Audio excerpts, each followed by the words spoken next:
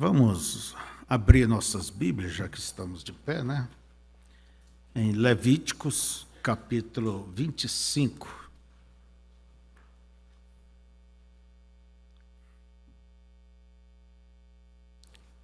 Nesta manhã nós vamos falar um pouco sobre o jubileu. Irmão Brana pregou essa mensagem, retorno e jubileu. Retorno e jubileu. Os crentes da Bíblia que a confeccionaram, traduziram, e aqui está, retorno e jubileu. Mas eu quero usar muito minhas próprias palavras e trazer como um pequeno estudo para vocês. Isso é muito importante. Vamos ler as Escrituras em Levítico 9 e 10. 25 de Levítico, versículo 9 e 10. Vou começar com o 8. Também contarás 7 semanas de anos. 7 vezes 7 anos. Que daria 49, né? 7 por 7, 49. E nos 50 dias, o que chama aqui 50ª, né? Seria o jubileu. De maneira que os dias das 7 semanas de anos te serão 49 anos. Então, no mês 7º, aos 10 do mês, farás passar a trombeta do jubileu no dia da expiação, que era Páscoa, né? Fareis passar a trombeta por toda a vossa terra, e santificareis no ano 50º, e apregoareis liberdade na terra a todos os seus moradores. Ano de jubileu vos será, e tornareis cada um a sua possessão, e tomareis cada um a sua família. Ainda queremos, neste mesmo capítulo, ler o verso 29 e o 30.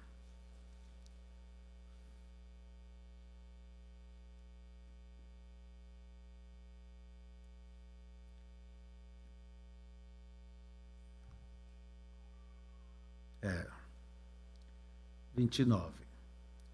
E quando alguém vender uma casa de moradia em cidade morada, então a pode resgatar até que se cumpra o ano da sua venda.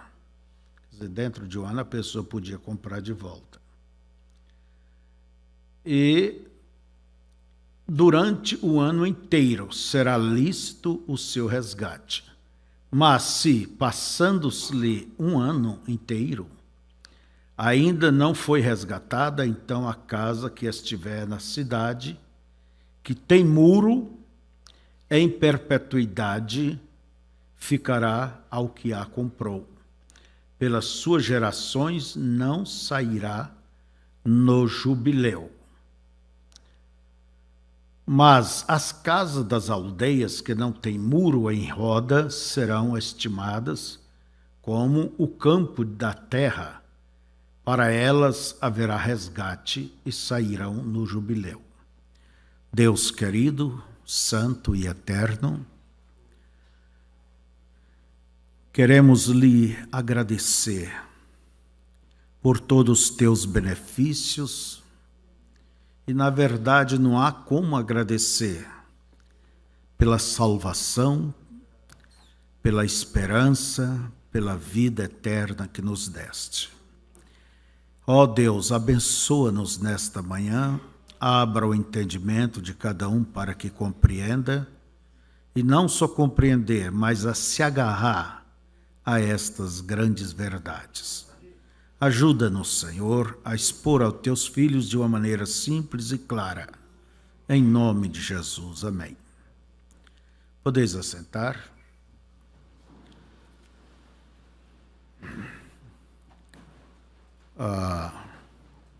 Nós temos aqui o testemunho da irmã Teresa Tavares. É que no dia 14 de maio ela fez uma operação de alto risco, uma operação melindrosa, e correu tudo bem, né? E ela quer agradecer a todos os que oraram por ela e que Deus seja louvado. Deus abençoe. Isso é gratidão, né? E a Escritura nos diz que devamos ser gratos.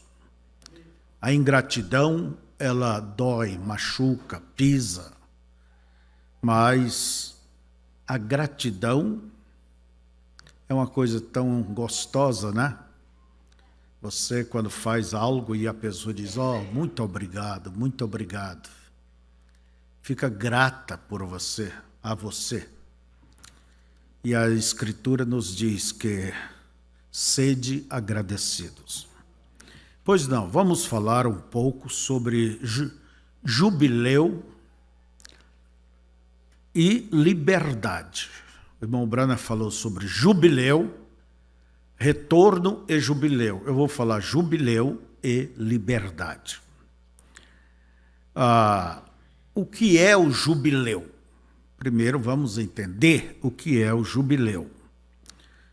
Jubileu era uma data que se comemora, que Israel comemorava, e na verdade sempre há jubileus por aí.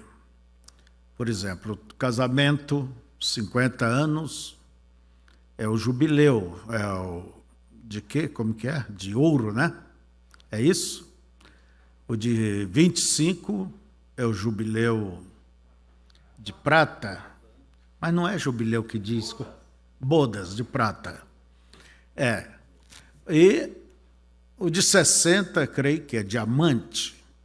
Então, jubileu é a comemoração de uma data, de um fato muito importante na vida, sabe? Até mesmo o Papa declarou jubileu para os católicos a cada 25 anos. Então, todo católico está perdoado aquele ano. Todo católico. O jubileu de 25 anos, né? Agora, no nosso caso aqui, que é o caso de Israel, de quem estamos falando, nós vamos voltar na sua história. Deus havia prometido uma terra para Abraão, Isaque e Jacó. A terra que manava leite e mel, quer dizer, uma terra forte, uma terra boa, uma terra produtiva. Deus prometeu. E rolou anos e anos, os séculos, mas a promessa de Deus, assim como Deus não pode falhar, suas promessas também não falham. Chegou o tempo, porque tudo tem que chegar ao tempo de Deus. Israel saiu do Egito sob a mão forte de Deus. Deus enviou um profeta, um mensageiro, Moisés. E Israel se dirigiu com toda a esperança para aquela terra. Peregrinou pelo deserto, esteve diante do Monte Sinai, uns 2 anos por aí, porque, vamos dizer, eles ao sair do Egito, eles não eram nada mais do que quase como pagãos. Eles não tinham Bíblia, eles não tinham sacerdotes para ensinar. Então, o que eles sabiam eram as coisas do Egito, e tinha aquela lembrança que era contada pelos pais, como Deus havia visitado seus pais, Abraão, Isaque e Jacó, e prometido essa terra. Mas antes de Israel entrar na terra, ir para a terra, primeiro ele teve que ser doutrinado, ensinado, preparado para entrar. Foi quando Deus, no Monte Sinai, ali deu a eles a lei e a maneira como eles deveriam ser organizados e obedecer ao Senhor. Então, depois disto, eles se dirigiram para a terra. E quando eles chegaram ao ponto mais próximo, que é Cádiz Barneia, e de Cádiz Barneia até onde eles entraram, depois de 40 anos, olha bem, dá como 64 quilômetros.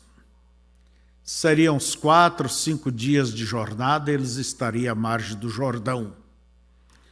Mas eles não sabiam que eles estavam tão longe de chegar ao Jordão. Por quê? Eles falharam. Fracassaram. E então Deus mandou que eles voltassem ao deserto e peregrinassem por lá, mas um montão de anos, 38 anos, com mais 2, 40 anos. Mas chegou o dia daquela coluna dizer, agora vamos para a terra. E eu creio que também para a igreja é a mesma coisa. Chegará o momento que Deus dirá, é agora, vamos. Deus irá tratar com a noiva. Isso não resta dúvida.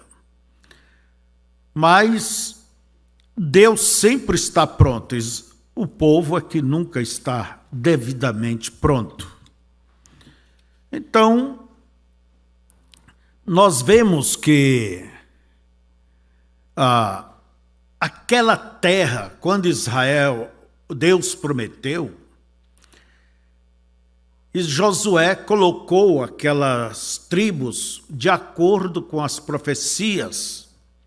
A terra foi dividida em 12, vamos dizer, municípios, regiões, e cada uma daquelas regiões pertencia a uma tribo.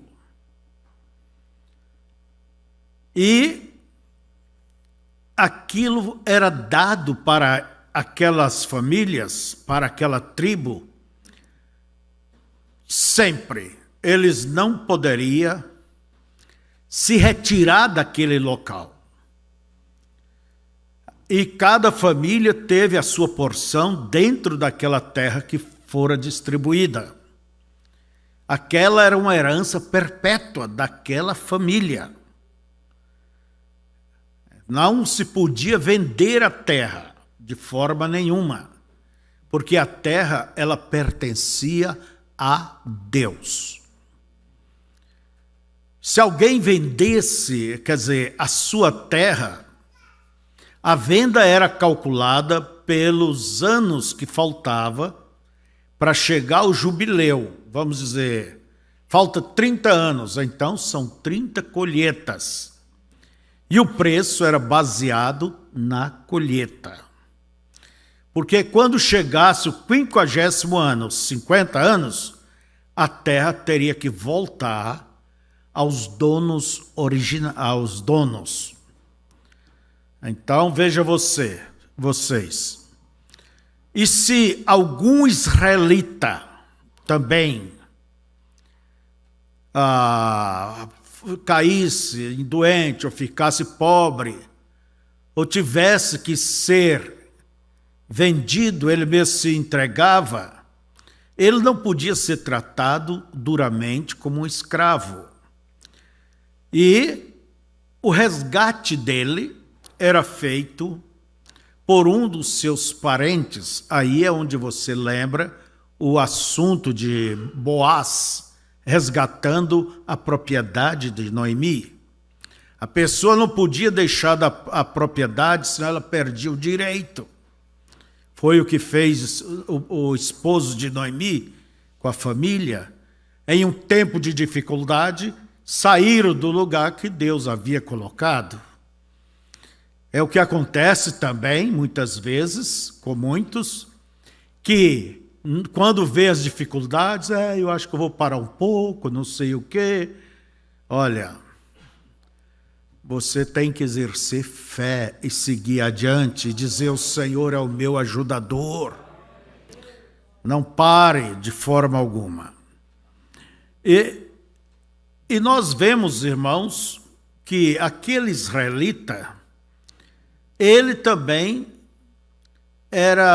se vendia, ou era vendido, ou sua família, sei lá o quê, mas como um empregado, como um salário, vamos dizer, havia o salário mínimo anual do trabalho de um homem. A terra era feita pelas colheitas, mas o homem era baseado em salários. Entende? E 50 anos, jubileu, era a cada 50 anos. E Deus disse, como vimos aqui na leitura, 7 dias da semana, nós vemos que há o sábado, é o 7º dia. Sábado quer dizer descanso. É o dia do descanso. Domingo seria o primeiro dia da semana. E nós permanecemos, reunimos no primeiro dia, porque em comemoração à ressurreição do Senhor Jesus Cristo. Mas não há dentro do Novo Testamento uma ordem para guardar, seja o sábado ou domingo, como por dia, mas é uma honra que nós damos pela ressurreição ao Senhor Jesus Cristo. O sábado foi dado para Israel, e nós não somos israelitas. E assim, irmãos, era para contar cada dia da semana como um ano, 7 semanas. Uma semana tem 7 dias, então 7 semanas, 7 vezes 7, 49. 49 anos, e logo o 50º, o ano 50, seria o jubileu. Seria o jubileu. O que é o jubileu nisso aí? A pessoa, suas dívidas de escravatura era paga, ele podia retornar à sua terra e a sua terra era devolvida. Então, jubileu. Talvez a palavra júbilo vem por aí, vem daí, né? Alegria, tudo. E ele voltava em liberdade no ano do jubileu.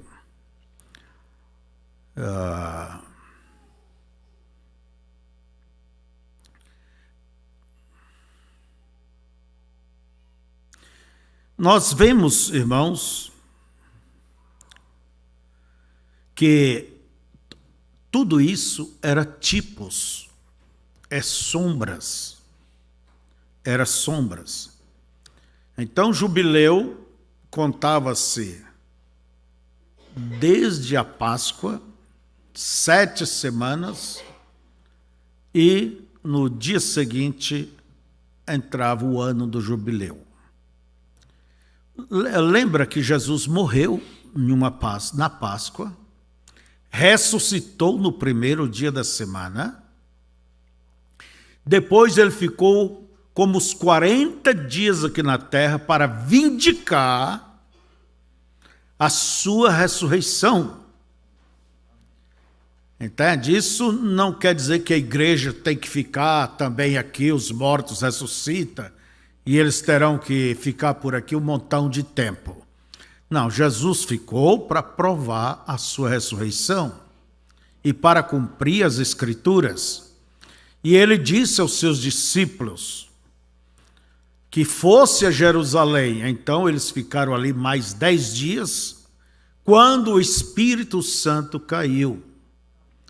Então, 40 dias Jesus havia ficado, com mais 10, 50. É o dia do Pentecoste, chamado a Festa das Primícias.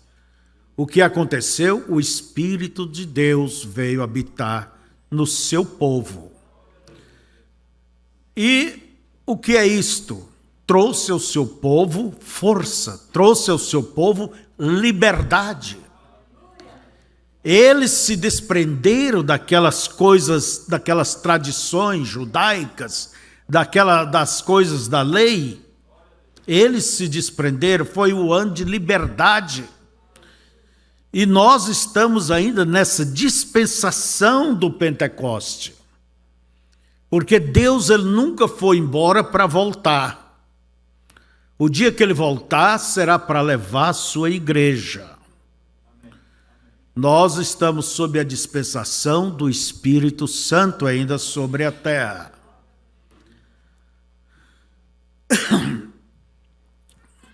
E vocês podem ver que há uma certa cronologia. Certa vez eu dei um estudo aqui para vocês sobre as festas judaicas, israelitas, que na verdade é uma verdadeira cronologia dos acontecimentos. E isto tem acontecido de acordo com como Deus estipulou. Também nós falamos, vocês têm aí no YouTube, que nós falamos o que é santas convocações. Então, vocês têm vários assuntos que está bem explicadinho. As 70 semanas de Daniel, a importância de Israel, entende? No plano da redenção. Então, vocês têm muita coisa. O que falta, talvez, é lembrar, é recordar. E nós temos que ter certas coisas, irmãos, um conhecimento e uma certa firmeza dentro daquilo que Deus nos tem dado. Então, no dia do Pentecoste, foi, vamos dizer, o jubileu, quando Deus veio para habitar na sua igreja.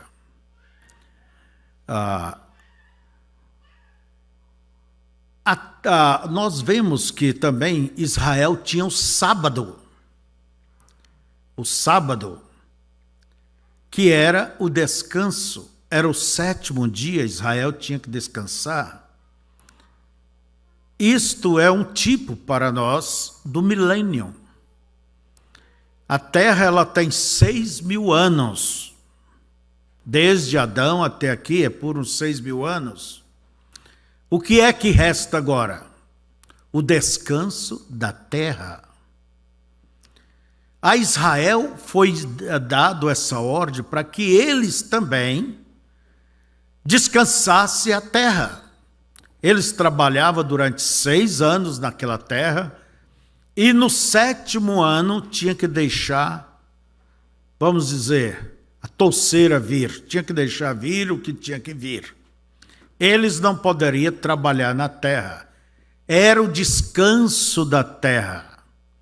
E para nós isso aponta para quê? Para o milênio.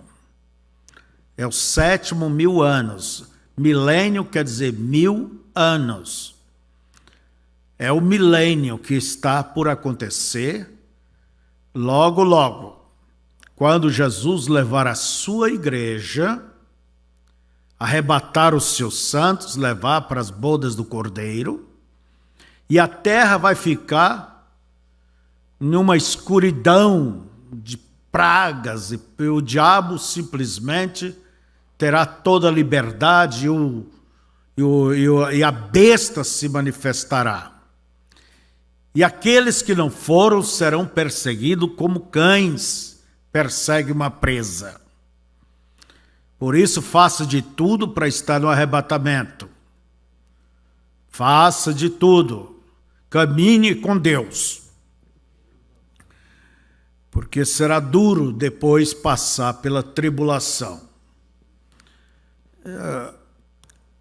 Nós vemos, irmãos,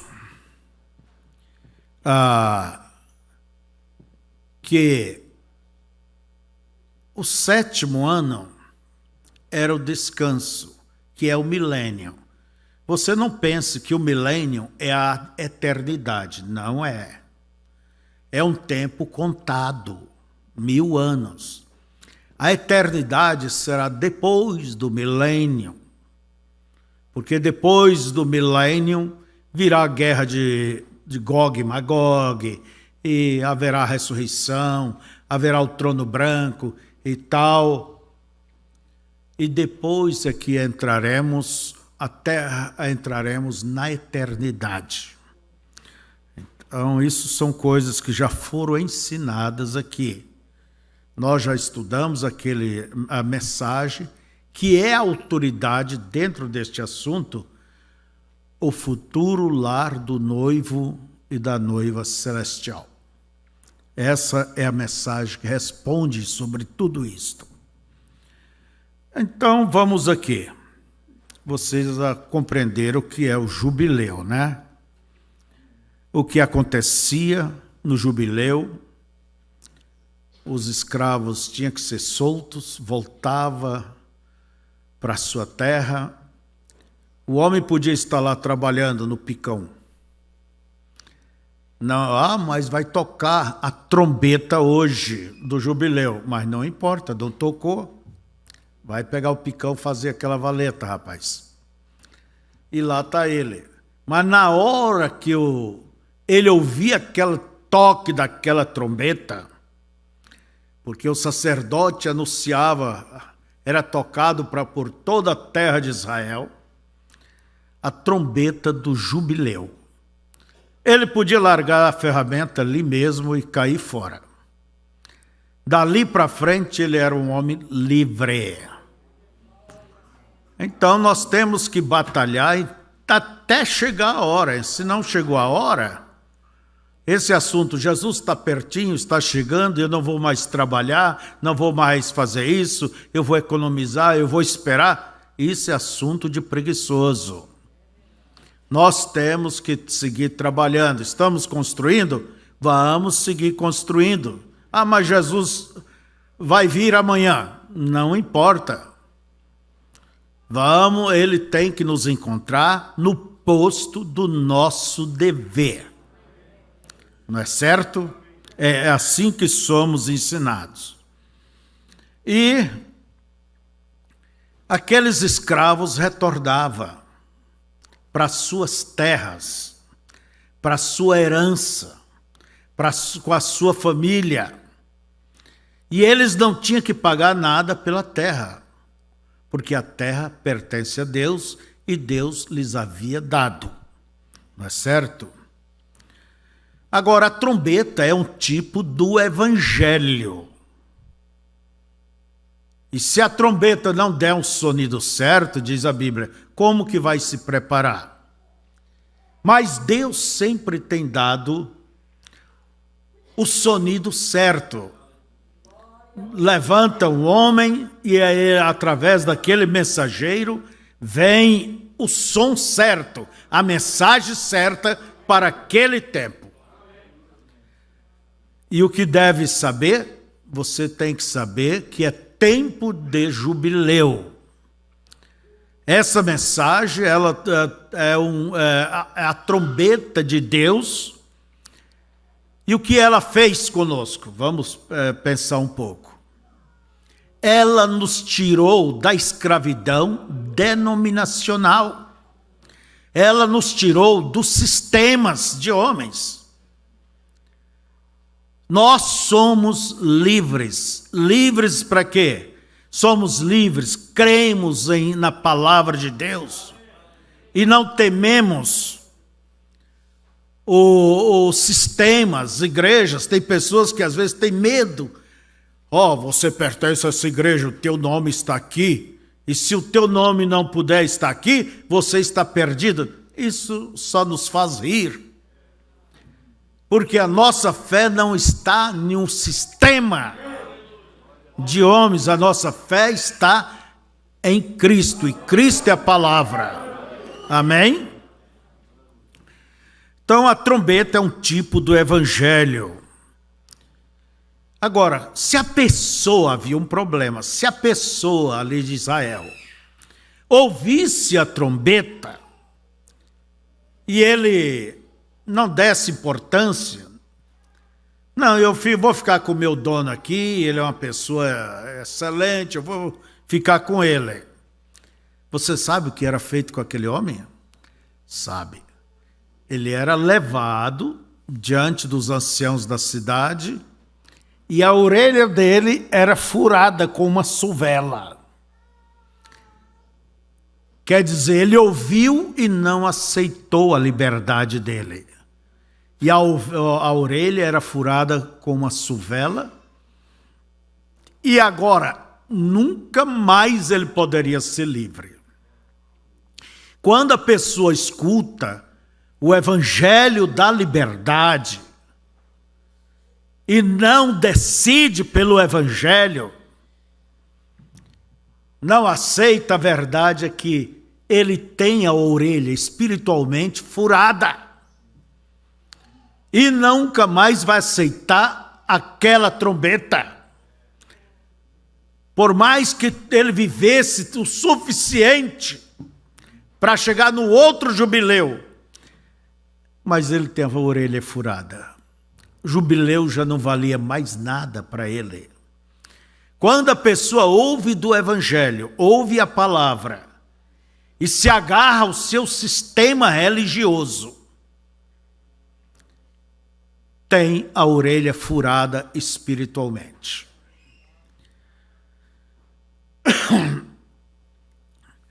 E vamos voltar um pouco aqui. No dia do Pentecoste, o que aconteceu foi a liberdade. Cristo havia morrido, aqueles irmãos haviam aceitado o sacrifício, havia sido purificado e agora Deus veio habitar neles. O dia do Pentecoste, irmãos, se cumpriu o grande desejo, propósito de Deus, de morar no seu povo. Ali se cumpriu o grande propósito de Deus, Deus viver com a sua família. Você trate bem um ao outro. Você está tratando um filho, uma filha de Deus, e Deus vai te respeitar. Não é porque ela é tua esposa que você vai dizer para ela qualquer coisa, xingar ela ou um marido. Você deve simplesmente respeitar. E Deus vai te respeitar. Não é porque os pais servem a Deus, os filhos acostumaram e acham que... Não, respeite, porque Deus vive na sua igreja. Quem vos receber, a mim me recebe. Quem vos rejeitar, a mim me rejeita. Não é assim? Então, Deus chamou aqueles irmãos para liberdade. Para liberdade. Não para ficar dentro de um sistema farisaico, porque aqueles dias tinham sistemas religiosos. Os fariseus, os saduceus, os arsênios, havia os herodianos, muitos partidos religiosos. Hoje nós temos milhares e de milhares de partidos religiosos. Mas Deus tem nos chamado para vir tomar a sua palavra. Ficar com a verdade. Mesmo que você tenha que ficar sozinho, mas fique com a verdade.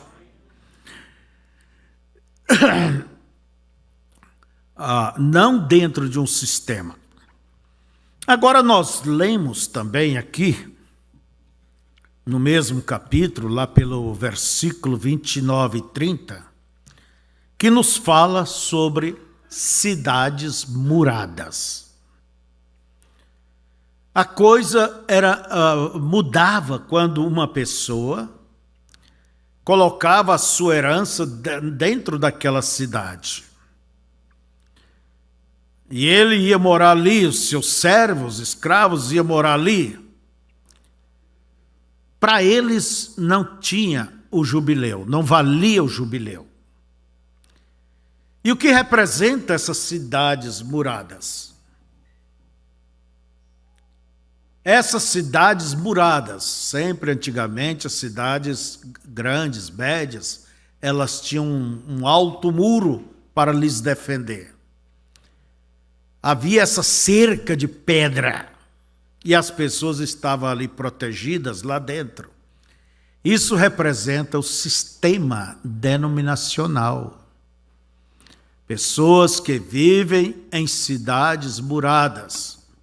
Católico, Assembleia de Deus, Metodista, Batista. Entende? Eu sei lá, tantas que falta até nome para dar, não é? São cidades muradas. Ali existe uma administração. O chefe, o prefeito, a secretaria. Ali tem toda a administração religiosa. Como qualquer cidade tem. Elas não são livres. Então, a trombeta anunciava o jubileu, não tinha sentido para aqueles que havia colocado sua herança ali dentro. Mas tinha sentido para aqueles que viviam nas aldeias livres, sabe? Aqueles grupinhos que não tinham feito cerca ao seu redor, não tinha construído muros, e todo o povo da terra, mas a cidade murada não. Deus não trabalha com sistema denominacional. Deus não trabalha com religião.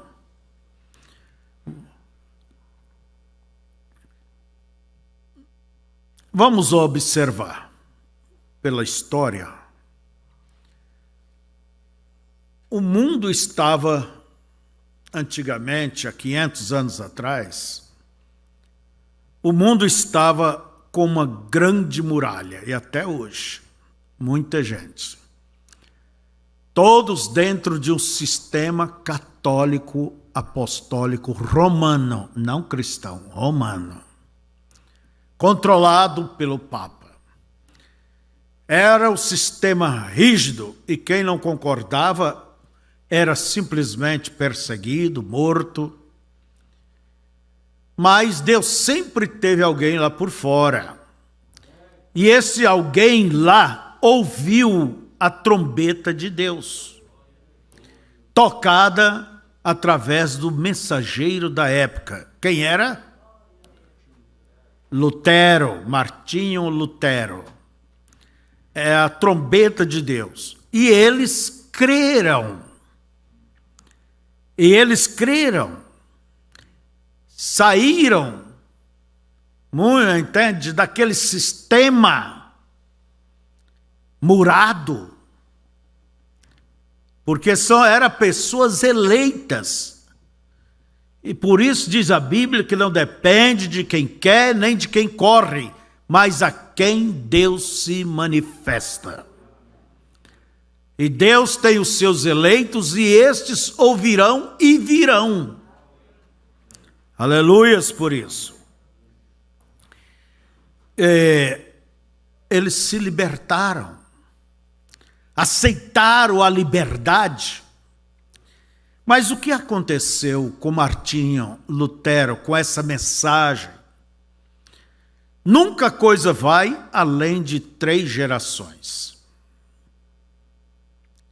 Deus trabalha até em umas 3 gerações. Eles permaneceram fiéis à mensagem de Lutero. Mas logo que aconteceu, eles se organizaram com medo de perderem aquilo que Deus havia dado. Ao invés de continuar confiando e ir adiante, eles se organizaram. E agora nós vemos a primeira filha do sistema romano. Vemos a segunda, os presbiterianos, com Calvino e Knox e tantos mais, começou daí a surgir os muros. E toda vez que Deus levanta um movimento, manda um avivamento, uma coisa, Deus nunca envia um avivamento através de uma denominação. Por toda a história do cristianismo, você nunca vai encontrar Deus levantando e movendo o seu molho através de uma denominação, de um sistema. Deus não trabalha com grupos, Deus trabalha individualmente. E assim, irmãos, cada vez que Deus se manifesta, é como um toque de trombeta. E eles vêm, os que é para vir, mas logo que aquilo passa, eles se organizam, se denominam. É você um cristão? Não. Quero que você saiba que eu sou um batista. Eu sou isso, eu sou aquilo, eu sou assembleiano, eu sou um pentecostal. Pentecostal não quer dizer que é uma denominação. Ela quer dizer uma vida de poder, não uma denominação. Mas, mesmo assim, se tornou a identificação de muitos, né? O que é que Deus faz? Morreu aquela mensagem? Morreu, sabe o que eles fazem? Eles começam a jogar interpretações. E daqui um pouco aquela mensagem já não é mais pura.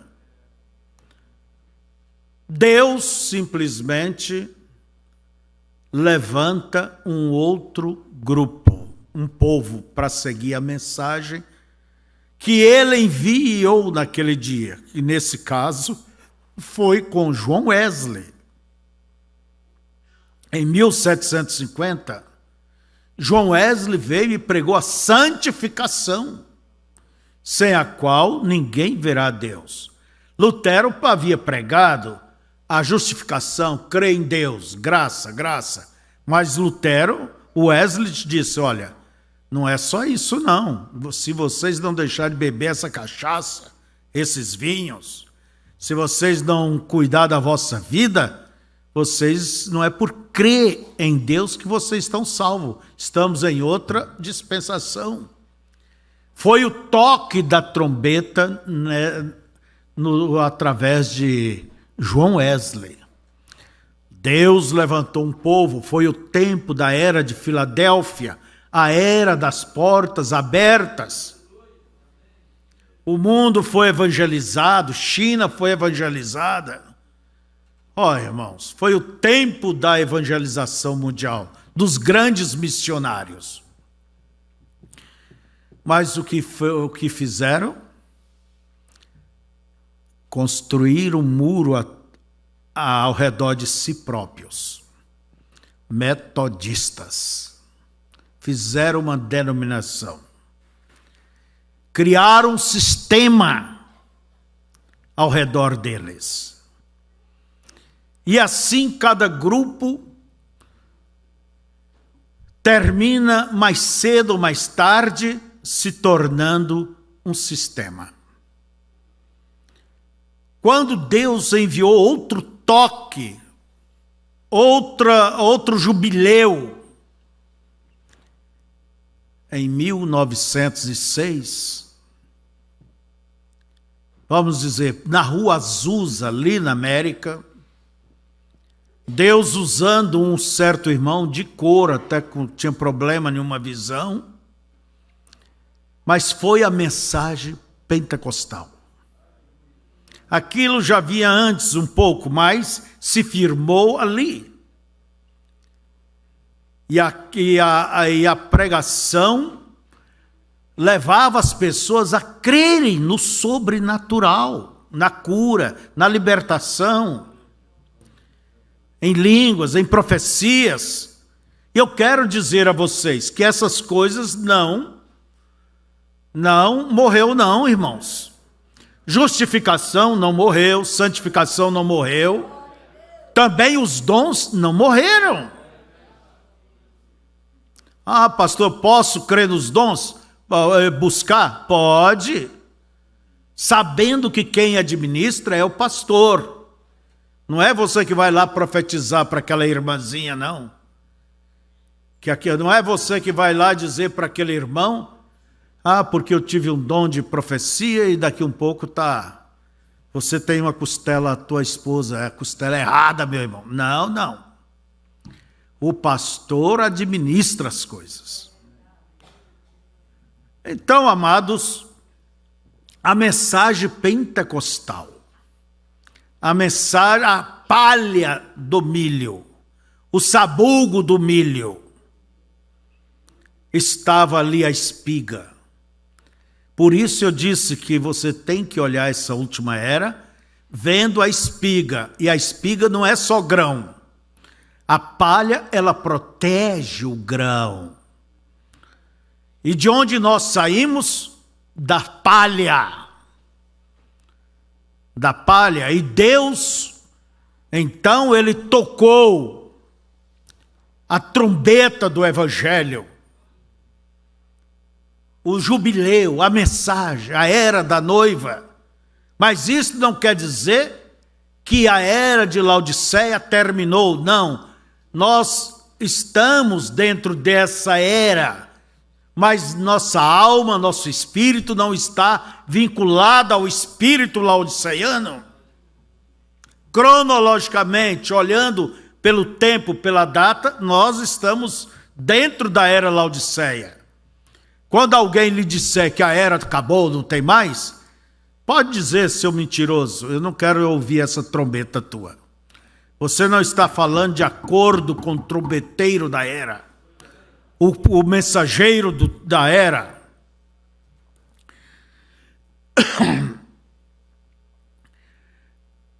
Então, amados, vamos chegando aqui mais para o fim.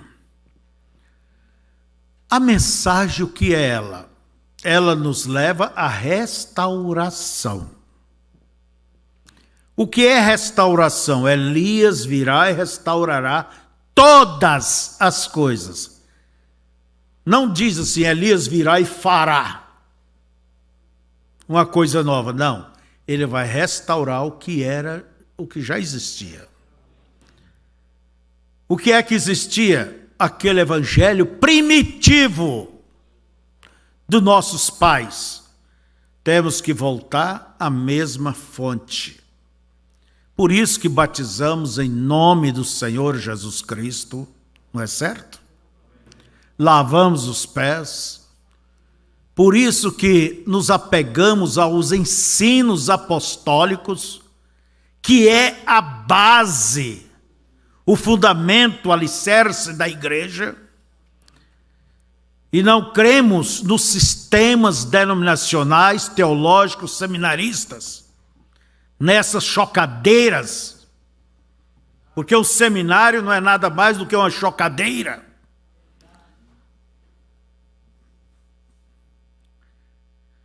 De modo tal, irmãos, que há uma coisa que eu quero deixar aqui claro, bem claro. Irmão Febrônio, os currais acabou? Não, tem curral de todo jeito aí fora. E há espíritos de currais dentro da mensagem. As pessoas veem para a mensagem, acham que ela tem uma visão completa da mensagem. Será que entende o que é nicolaítismo? Será que entende o que é um sistema? Certa vez aqui numa reunião de pastores, eu tinha em mãos o estatuto de um ismo que havia surgido dentro da mensagem, e pessoas excelentes. Pessoa que até dos dias do irmão Brana. Mas aquele estatuto não devia nada para nenhum sistema denominacional internacional. E terminava lá no seu fundador. Vão me dizer que uma pessoa dessa tinha revelação da mensagem? Não, é um sistema. É um sistema. A pessoa pode estar na letra da mensagem, mas não no espírito da mensagem. É isso que acontece. Por exemplo, o irmão Branham veio fazer algum sistema, eu pergunto a vocês. No último parágrafo das eras da igreja, olha como se vê essas coisas. O irmão Branham diz: nem por um minuto trago uma mensagem às pessoas para que me sigam. Se o mensageiro não trouxe, um pastor que vai trazer? Ou una-se à minha igreja, ou comece alguma confraternização, quer dizer, algum companheirismo, né?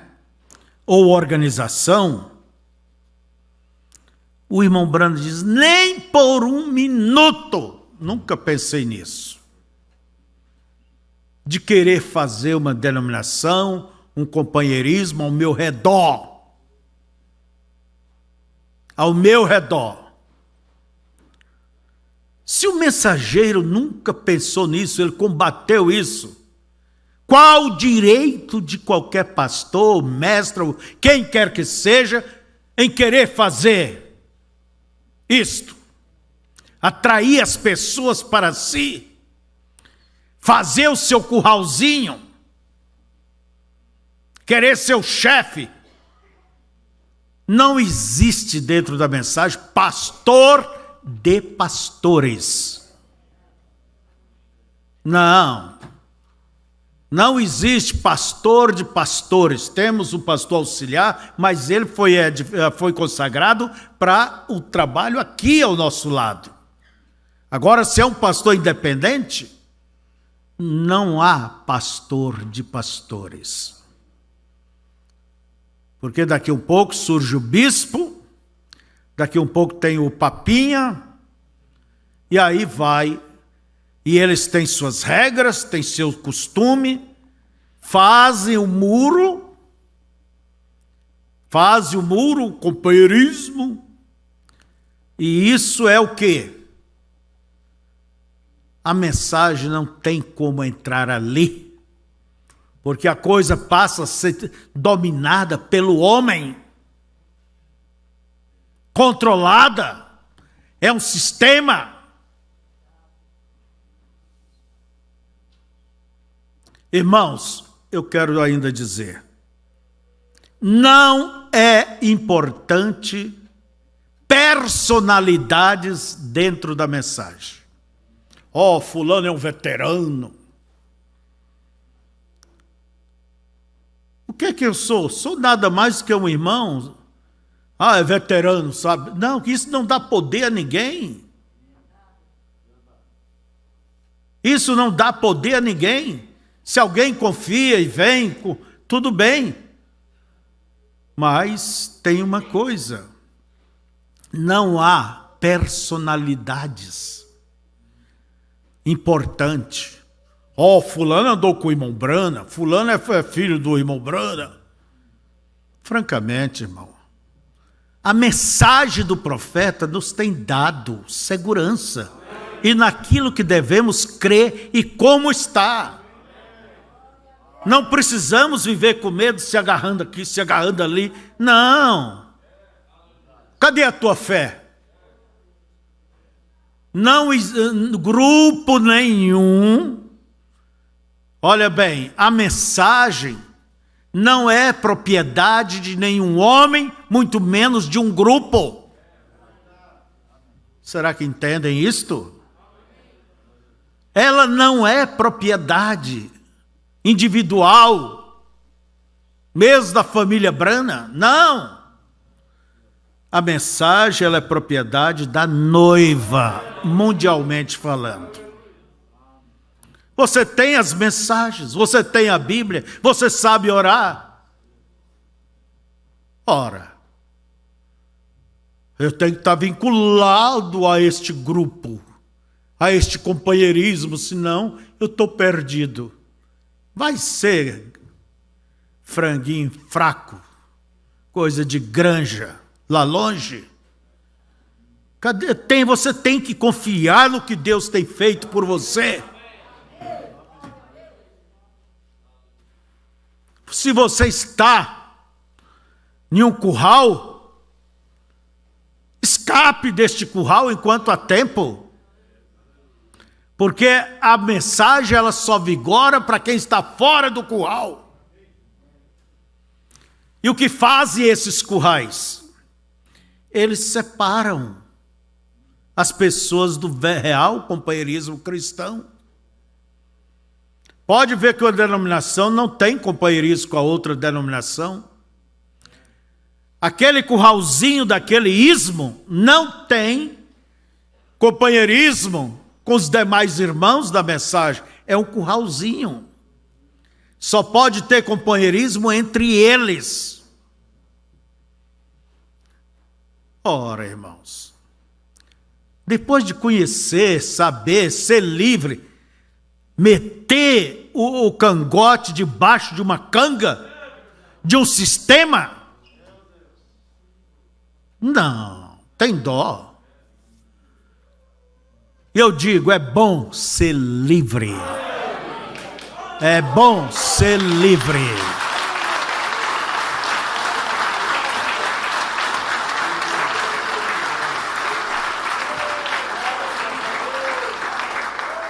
Mas isto não quer dizer que eu vou desprezar meus irmãos. Você vai desprezar os irmãos? Não. Isso não quer dizer que você é autossuficiente. Não, nós precisamos um do outro. Nós necessitamos um do outro. Ninguém vive sem ninguém. Nós precisamos, mas tem uma coisa. Dentro deste limite, dentro desta posição cristã, dessa posição que o nosso profeta nos fala, nunca pensei em vir formar um sistema ao meu redor. E se o irmão Brana quisesse formar a maior denominação, não faltou proposta para isso. Oh, irmãos, quando Deus dirige um homem, ele será dirigido corretamente em tudo. Mas quando você vê um homem que diz que é dirigido por Deus e choca com a Bíblia, choca com a palavra, choca com seus verdadeiros irmãos, lembre-se, um eleito não persegue outro eleito. Não tenho nenhum interesse nestas coisas. Tenho sim, todavia, interesse pelas coisas de Deus e pelas pessoas. E se eu conseguir fazer tão somente uma coisa, estarei satisfeito. Ô irmão Brana, o que é que te faz ficar satisfeito? Essa é ver um verdadeiro relacionamento espiritual estabelecido entre Deus e os homens. É você ter um companheirismo genuíno com Deus. Aleluias! Este é o desejo de Deus. É ter esse relacionamento estabelecido entre Deus e os homens, donde os homens tornem-se novas criaturas em Cristo, cheias do Espírito Santo, e vivam de acordo com a sua palavra. É isto que somos ensinados. Agora, quando você vê um homem, um pastor, que tem aquele espírito de liderança na cabeça, quer ser chefe, quer ser um bispo, ter uma boininha, boina, né? É boina, vermelhinha na cabeça, para se destacar dos demais, para ter em quem ele manda. Irmãos, está fora do espírito da mensagem. Está fora do espírito da mensagem.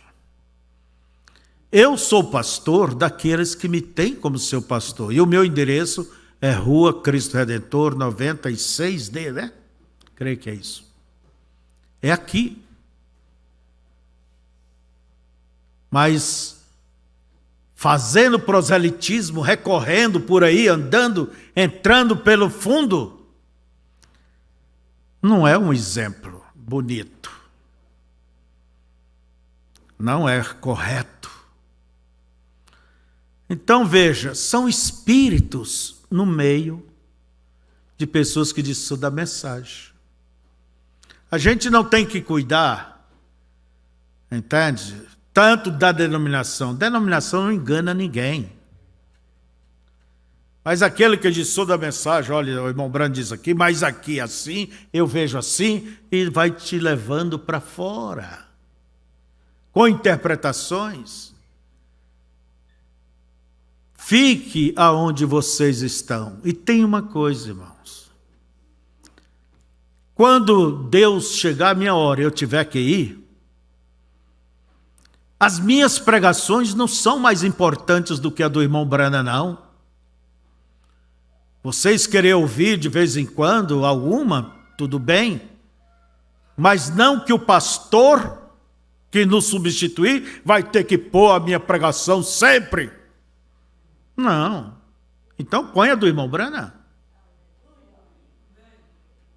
É isto. Nós temos que olhar para Deus. Nós temos que olhar para aquele que nos comprou, nos resgatou. Este é o nosso compromisso. Não, eu tenho que me vincular aqui, tenho que me vincular ali, tenho que chegar aqui, amarrar o meu umbigo com alguém. Não. Seja independente, seja livre e seja responsável. Uma liberdade com responsabilidade, com limites, com respeito, com reconhecimento a outros.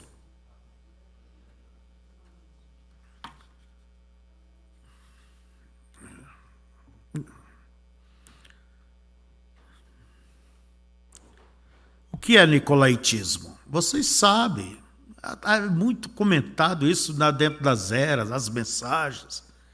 Nicolaítismo é a liderança do homem no lugar da liderança do Espírito Santo. O homem começa a mandar, determinar, entende? E aquilo não tem vínculo nenhum com as Escrituras. Me vem muita coisa na cabeça, né, irmão? Mas eu creio que essa mensagem, ela é o jubileu de Deus, o toque. E nós devemos voltar para a nossa herança.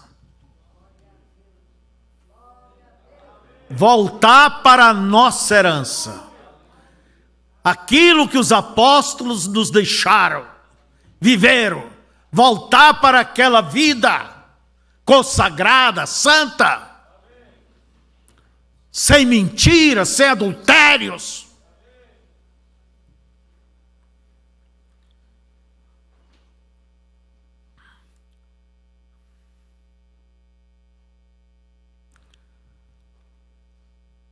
É preciso que haja o conhecimento para você saber equilibrar as coisas. Não é por isso que vamos chutar o pastor, o ministério, quem está na frente. Não. Mas pastor nenhum pode passar por cima da Bíblia. Ninguém está acima da Bíblia. Ninguém está acima da mensagem que Deus nos enviou. Não. Respeite-o. Entende? Mas não adore. Respeitar é uma coisa, adorar é idolatria. Não faça de ninguém, quem quer que seja, uma lenda. Uma lenda. Por isso Deus permite certas coisas acontecer com alguns, para que o povo tire os olhos do homem e olhe para Jesus. É isso que nós devemos fixar o nosso coração. Tenha você este companheirismo com Deus, este relacionamento com Deus. E vamos juntos caminhar enquanto Deus permitir. E a minha oração é esta, que quando acontecer o arrebatamento, este lugar fique vazio. Eu não quero que ninguém chegue aqui, chegue aqui e encontre a maioria dos bancos vazios. Não, eu quero que você vá no arrebatamento. Por isso, irmãos, vamos olhar para o que Deus tem nos dado. É tempo de liberdade com responsabilidade. Fiquemos de pé. Levantemos nossas mãos. Ó Pai querido, não somos melhores do que ninguém. Os luteranos não eram melhor do que os wesleyanianos, estes do que os pentecostais, e os pentecostais do que nós. E se aconteceu o que aconteceu com eles, ó Pai, fazer seus muros, mas eu peço, dê o entendimento, dê a revelação a todo o teu povo, Pai, e aquele posicionamento na tua palavra, como aquelas famílias israelitas era posicionado na terra, cada um esteja posicionado no corpo de Cristo. Deus, que as lutas, provas, que nada dessa vida nos faça deixar de ti, Senhor. Como Noemi deixou a sua terra por causa da seca, dê graça, Senhor, aos teus filhos, tuas filhas, encha-os do teu Espírito. E eu peço que o Senhor traga a verdadeira revelação, este conhecimento, o discernimento na alma de cada um, Pai. Senhor, recomendo, Senhor, a todos aqui, a todos que estão nos ouvindo, ou ouvirão futuramente, recomendo ao Senhor, seja misericordioso, em nome de Jesus Cristo, é que nós te pedimos, amém.